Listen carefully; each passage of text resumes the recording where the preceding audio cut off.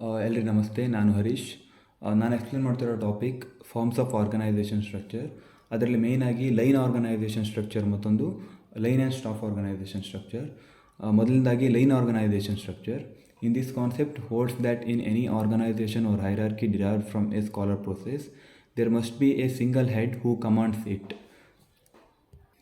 Line organisation structure ಅಂದರೆ for example ಒಂದು organisation ಅವ್ರ ಫರ್ಮಲ್ಲಿ ವರ್ಕ್ ಮಾಡುವಂಥ ಎಂಪ್ಲಾಯೀಸ್ ಏನಿರ್ತಾರೆ ಅವರೆಲ್ಲರಿಗೂ ಸಹ ಒಬ್ಬರು ಸಿಂಗಲ್ ಮ್ಯಾನೇಜರ್ ಇರ್ತಾರೆ.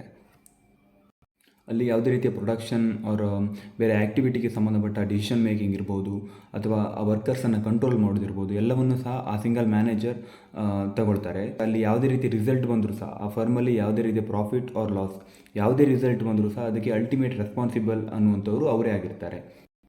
ಈ ಲೈನ್ ಆರ್ಗನೈಸೇಷನ್ ಸ್ಟ್ರಕ್ಚರನ್ನು ಒಂದು ರೀತಿ military or vertical organisation structure ಅಂತ ಸಹ ಕರಿಬೋದು.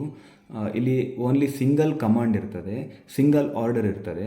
ಇಲ್ಲಿ ಯಾವುದೇ ರೀತಿಯ ವರ್ಕರ್ಸಿಗೆ ಪ್ರೆಷರ್ ಇರ್ಬೋದು, ಅದು ಯಾವುದೇ ರೀತಿ ಇರುವುದಿಲ್ಲ. ಸಿಂಪಲ್ಲಾಗಿ ವರ್ಕ್ ಏನು ಅವರು ಯಾವ ರೀತಿ ವರ್ಕ್ ಮಾಡಬೇಕು ಎಲ್ಲವನ್ನು ಸಹ ಸಿಂಪಲ್ಲಾಗಿ ಅರ್ಥ ಮಾಡ್ಕೊಳ್ಬೋದು. ಬಿಕಾಸ್ ಒಬ್ಬರೇ ಮ್ಯಾನೇಜರ್ ಇರ್ತಾರೆ, ಸೊ ಅವ್ರು ಹೇಳಿದಾಗೆ ಕೇಳಿದರೆ ಸಾಕಾಗ್ತದೆ.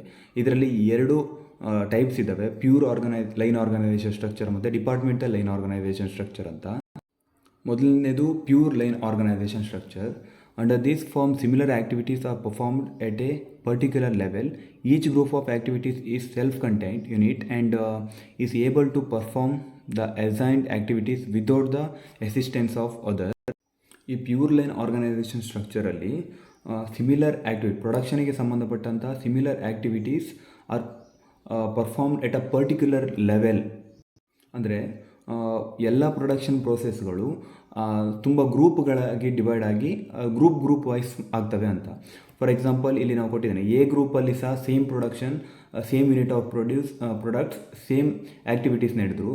ಬಿಯಲ್ಲಿ ಸಹ ಅಷ್ಟೇ ಅದೇ ವರ್ಕ್ ನಡೀತದೆ, ಸಿಯಲ್ಲಿ ಸಹ ಅದೇ ವರ್ಕ್ ನಡೀತದೆ.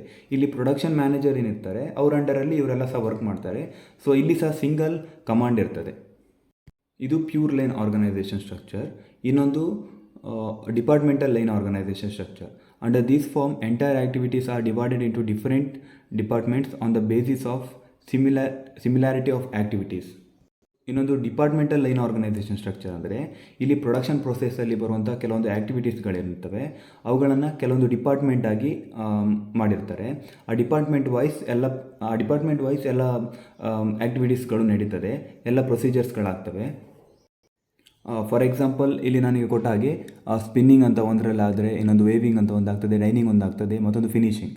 ಸೊ ಇಲ್ಲಿ ಸಹ ಹಾಗೆ ಪ್ರೊಡಕ್ಷನ್ ಮ್ಯಾನೇಜರ್ ಆಯಾ ಡಿಪಾರ್ಟ್ಮೆಂಟಿಗೆ ವರ್ಕನ್ನು ಅಸೈನ್ ಮಾಡಿದರೆ ಆಯಾ ಡಿಪಾರ್ಟ್ಮೆಂಟ್ ಹೆಡ್ ಅವರು ವರ್ಕರ್ಸಿಗೆ ಆ ವರ್ಕನ್ನು ಅಸೈನ್ ಮಾಡ್ತಾರೆ ಅಂತ. ಇನ್ನು ಅದರ ಮೆರಿಟ್ಸ್, ಫಸ್ಟ್ ಅಡ್ವಾಂಟೇಜಸ್ ಬಂದುಬಿಟ್ಟು ಸಿಂಪ್ಲಿಸಿಟಿ.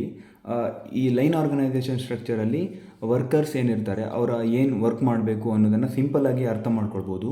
ಮತ್ತು ಪ್ರೊಡಕ್ಷನ್ ಮ್ಯಾನೇಜರ್ ಅವರು ಯಾರಾದರೂ ಸಿಂಗಲ್ ಹೆಡ್ ಆಗಿರೋದ್ರಿಂದ ಅವ್ರನ್ನ ಅಂಡರ್ಸ್ಟ್ಯಾಂಡ್ ಮಾಡ್ಕೊಳ್ಬೋದು ಸಿಂಪಲ್ಲಾಗಿ. ಸೊ ಲೈನ್ ಆರ್ಗನೈಸೇಷನ್ ಸ್ಟ್ರಕ್ಚರಲ್ಲಿ ಸಿಂಪ್ಲಿಸಿಟಿ ಇರ್ತದೆ ಅಂತ. ಇನ್ನೊಂದು ಬಂದುಬಿಟ್ಟು ಡಿಸಿಪ್ಲಿನ್. ಡಿಸಿಪ್ಲಿನ್ ಯಾಕೆ ಅಂದರೆ ಇಲ್ಲಿ top to bottom order transfer ಆಗ್ತದೆ. ಫಾರ್ ಎಕ್ಸಾಂಪಲ್ ಪ್ರೊಡಕ್ಷನ್ ಮ್ಯಾನೇಜರಿಂದ ಆ ಡಿಪಾರ್ಟ್ಮೆಂಟ್ ವೈಸ್ ಆದರೆ ಡಿಪಾರ್ಟ್ಮೆಂಟ್ ಹೆಡ್ಡಿಗೆ ಬರ್ತದೆ, ಡಿಪಾರ್ಟ್ಮೆಂಟ್ ಹೆಡ್ಡಿಂದ ವರ್ಕರ್ಸಿಗೆ ಹೋಗ್ತದೆ. ಈ ರೀತಿ ಡಿಸಿಪ್ಲಿನ್ ಇರ್ತದೆ. ಇನ್ನೊಂದು ಪ್ರಾಂಪ್ಟ್ ಡಿಸಿಷನ್ ಅಂತ. ಪ್ರಾಂಪ್ಟ್ ಡಿಸಿಷನ್ ಅಂದರೆ ಇಲ್ಲಿ ಸಿಂಗಲ್ ಮ್ಯಾನೇಜರ್ ಅವರು ಸಿಂಗಲ್ ಹೆಡ್ ಆಫ್ ಕಮಾಂಡ್ ಇರ್ತದೆ. ಸೊ ಹಾಗಾಗಿ ಒಬ್ಬರೇ ಡಿಸಿಷನನ್ನು ತೊಗೊಳ್ತಾರೆ, ಅದು ಪ್ರಾಂಪ್ಟ್ ಆಗಿರ್ತದೆ. ಈಗ ಫಾರ್ ಎಕ್ಸಾಂಪಲ್ 3-4 ಮ್ಯಾನೇಜರ್ಸ್ಗಳು, 3-4 ಸುಪೀರಿಯರ್ ಆಫೀಸರ್ಗಳಿದ್ದರೆ ಸೊ ಅವ್ರ ಮಧ್ಯೆ ಇಂಟ್ರ್ಯಾಕ್ಷನ್ಗಳು ಬೇರೆ ರೀತಿ ಆದರೆ ಸೊ ಡಿಸಿಷನ್ ಪ್ರಾಂಪ್ಟಾಗಿ ಇರುವುದಿಲ್ಲ ಅಂತ ಅದೊಂದು. ಸೊ ಹಾಗಾಗಿ ಇಲ್ಲಿ ಪ್ರಾಂಪ್ಟ್ ಡಿಸಿಷನ್ ಇರ್ತದೆ. ಇನ್ನೊಂದು ಆರ್ಡರ್ಲಿ ಕಮ್ಯುನಿಕೇಷನ್. ಆರ್ಡರ್ಲಿ ಕಮ್ಯುನಿಕೇಷನ್ ಅಂದರೆ ಇಲ್ಲಿ ಸಹ top to bottom communication transfer ಆಗ್ತದೆ. ಇನ್ನೊಂದು ಈಸಿ ಸೂಪರ್ವಿಷನ್ ಆ್ಯಂಡ್ ಕಂಟ್ರೋಲ್. ಇಲ್ಲಿ ಸಹ ಹಾಗೆ ಸಿಂಗಲ್ ಮ್ಯಾನೇಜರ್ ಇರೋದ್ರಿಂದ ಅವರ ವರ್ಕರ್ಸ್ ಎಲ್ಲರೂ ಸಹ ಅವ್ರ ಕಂಟ್ರೋಲ್ ಇರ್ತದೆ. ಸೊ ಸೂಪರ್ವೈಸ್ ಮಾಡಲಿಕ್ಕೂ ಈಸಿ ಆಗ್ತದೆ, ಮತ್ತು ವರ್ಕರ್ಸ್ ಜೊತೆ ಇಂಟ್ರ್ಯಾಕ್ಟ್ ಮಾಡಲಿಕ್ಕೆ ಸುಲಭ ಆಗ್ತದೆ, ಮತ್ತು ಅವ್ರ ಜೊತೆ ಇರುವಂಥ ರಿಲೇಷನ್ಶಿಪ್ ಚೆನ್ನಾಗಿರ್ತದೆ, ಮತ್ತು ಕಂಟ್ರೋಲ್ ಸಹ ಈಸಿ ಆಗ್ತದೆ. ಇನ್ನೊಂದು ಇಕನಾಮಿಕಲ್ಸ್ ಮೀನ್ಸ್ ಇಲ್ಲಿ ಯಾವುದೇ ರೀತಿಯ ಸ್ಟಾಫ್ನ ಅವಶ್ಯಕತೆ ಇರುವುದಿಲ್ಲ. ಸೊ ಹಾಗಾಗಿ ಇಲ್ಲೊಂದು ಸ್ವಲ್ಪ ಇಕನಾಮಿಕಲ್ ಆಗಿಯೂ ಇದೆ ಸ್ವಲ್ಪ. ಇನ್ನೊಂದು overall development of managers. Single manager ಆಗಿರೋದ್ರಿಂದ ಎಲ್ಲ ಪ್ರೆಷರ್ಸ್ಗಳಿರ್ಬೋದು ಅಥವಾ ಅಲ್ಲಿ ಯಾವುದೇ ರೀತಿ ಡಿಸಿಷನ್ ತಗೊಳ್ಳೋದಿರ್ಬೋದು ಎಲ್ಲ ಸಹ ಅವರೇ ತಗೊಳ್ತಾರೆ. ಸೊ ಹಾಗಾಗಿ ಓವರಾಲ್ ಡೆವಲಪ್ಮೆಂಟ್ ಆಗ್ತದೆ ಮ್ಯಾನೇಜರಲ್ಲಿ. ಇದಿಷ್ಟು ಮೆರಿಟ್ಸ್ ಆರ್ ಅಡ್ವಾಂಟೇಜ್ ಆದರೆ ಇನ್ನು ಕೆಲವೊಂದು ಡಿಸ್ಅಡ್ವಾಂಟೇಜಸ್ಗಳಿದ್ದಾವೆ. ಡಿಮೆರಿಟ್ಸ್ಗಳು. ಲ್ಯಾಕ್ ಆಫ್ ಸ್ಪೆಷಲಿಸ್ಟ್ ಅಂದರೆ ಇಲ್ಲಿ ಒಬ್ಬನೇ ಯಾವುದೇ ನಿರ್ಧಾರ ತಗೊಳ್ಳೋದಿರ್ಬೋದು. ಸೊ ಒಬ್ಬನೇ ಮ್ಯಾನೇಜರ್ ಅವ್ರು ಒಬ್ಬನೇ ಓನರ್ ಇರ್ತಾರೆ. ಸೊ ಹಾಗಾಗಿ ಬೇರೆ ನೀವು ಮಾಡರ್ನ್ ಟೆಕ್ನಾಲಜಿಗಳನ್ನು ಅಡಾಪ್ಟ್ ಮಾಡಲಿಕ್ಕಿರ್ಬೋದು ಅಥವಾ ಸ್ಪೆಷಲಿಸ್ಟ್ಗಳು ಇನೋವೇಟಿವ್ ಥಿಂಕಿಂಗ್ಗಳು ಬೇರೆ ಬರದೇ ಇರ್ಬೋದು. ಸೊ ಇದೊಂದು ಡಿಮೆರಿಟ್ಸ್ ಆಗಿರುತ್ತೆ. Absence of conceptual thinking. The manager is in this system do not find time for conceptual thinking, so essential for organizational growth and development, because they remains quite busy in their day to day managerial problems. For example ಅಂದರೆ ಇಲ್ಲಿ single manager ಆಗಿರೋದ್ರಿಂದ ಅವನಿಗೆ whole day ಈ business ಬಗ್ಗೆ think ಮಾಡಲಿಕ್ಕೆ ಆಗೋದಿಲ್ಲ. So conceptual thinking ಸ್ವಲ್ಪ ಕಡಿಮೆ ಇರ್ಬೋದು ಅಂತ. ಇನ್ನೊಂದು ಅಟೋಕ್ರೆಟಿಕ್ ಅಪ್ರೋಚ್. ಅಟೋಕ್ರೆಟಿಕ್ ಮೀನ್ಸ್ ನಿರಂಕುಶವಾದಿ, ಮೀನ್ಸ್ ಅವರೊಬ್ಬನೇ ಮ್ಯಾನೇಜರ್ ಆಗಿರೋದ್ರಿಂದ ವರ್ಕರ್ಸ್ ಅವನು ಹೇಳಿದ ಹಾಗೆ ಕೇಳಬೇಕು. ಸೊ ಅವನು ಸ್ವಲ್ಪ ವರ್ಕರ್ಸ್ ಮೇಲೆ ಪ್ರೆಷರ್ ಹಾಕ್ಬೋದು. ಸೊ ಇಂಥದ್ದೆಲ್ಲ ನಡೀಬೋದು. ಇನ್ನೊಂದು ಪ್ರಾಬ್ಲಮ್ಸ್ ಆಫ್ ಕೋಆರ್ಡಿನೇಷನ್.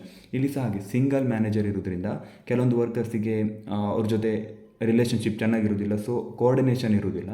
ಇನ್ನೊಂದು lack of ground work for subordinates thinking. In line organisation the superior take decisions and subordinates merely transfer them into action. ಇಲ್ಲಿ ಎಲ್ಲ ಡಿಸಿಷನ್ಸ್ ಸುಪೀರಿಯರ್ ತಗೊಳ್ತಾರೆ ಮತ್ತು ವರ್ಕರ್ಸ್ ಅವ್ರ ವರ್ಕನ್ನು ಮಾತ್ರ ಮಾಡಬೇಕಾಗ್ತದೆ. ಸೊ ಹಾಗಾಗಿ ಇಲ್ಲಿ ಯಾವುದೇ ರೀತಿಯ ಡೆವಲಪ್ ಆಗೋದಿಲ್ಲ ವರ್ಕರ್ಸಲ್ಲಿ. ಮತ್ತು ಸಬಾರ್ಡಿನೇಟ್ಸಲ್ಲಿ ಯಾವುದೇ ರೀತಿ ಕೆಪಾಸಿಟಿ ಬರೋದಿಲ್ಲ ಥಿಂಕ್ ಮಾಡಲಿಕ್ಕೆ ಅಥವಾ ಯಾವುದೇ ರೀತಿಯ ಡಿಸಿಷನ್ ತಗೊಳ್ಳಿಕ್ಕೆ. ಇದಿಷ್ಟು ಕೆಲವೊಂದು ಡಿಮೆರಿಟ್ಸ್ ಆರ್ ಡಿಸ್ಅಡ್ವಾಂಟೇಜಸ್ಗಳು. ಈಗ ನಾವು ಲೈನ್ ಆರ್ಗನೈಸೇಷನ್ನ ಮೆರಿಟ್ಸ್ ಡಿಮೆರಿಟ್ಸನ್ನು ತಿಳ್ಕೊಂಡ್ಮೇಲೆ ಇದು ಯಾವುದಕ್ಕೆ ಸೂಟೇಬಲ್ ಆಗ್ತದೆ ಅಂದರೆ, the line organisation structure is not suitable for large scale organisation. ಇದು ಸೂಟೇಬಲ್ ಆಗಿದ್ದು ಬಂದುಬಿಟ್ಟು ಸ್ಮಾಲ್ ಸ್ಕೇಲ್ ಇಂಡಸ್ಟ್ರೀಸ್ ಆರ್ ಆರ್ಗನೈಸೇಷನ್ಗಳಿಗೆ ಇದು ತುಂಬ ಸೂಟೇಬಲ್ ಆಗಿರುವಂತಹ ಪ್ರಿಫರೇಬಲ್ ಆಗಿರುವಂತಹ ಒಂದು ಆರ್ಗನೈಸೇಷನ್ ಸ್ಟ್ರಕ್ಚರ್. ಇನ್ನೊಂದು ಫಾರ್ಮ್ಸ್ ಆಫ್ ಆರ್ಗನೈಸೇಷನ್ ಸ್ಟ್ರಕ್ಚರ್ ಅಂದರೆ line and staff organisation structure.